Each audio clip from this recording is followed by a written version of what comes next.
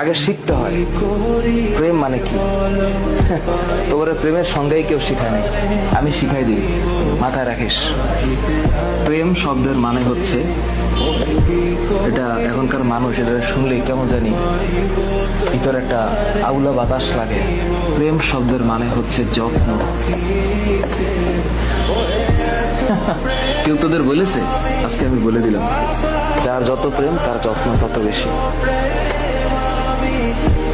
আর এর সাথে আর একটা টুকুর করে একটা শব্দ মাঝখানে লাগিয়ে দিলেই খেলাটা অন্যভাবে ঘুরে যাবে।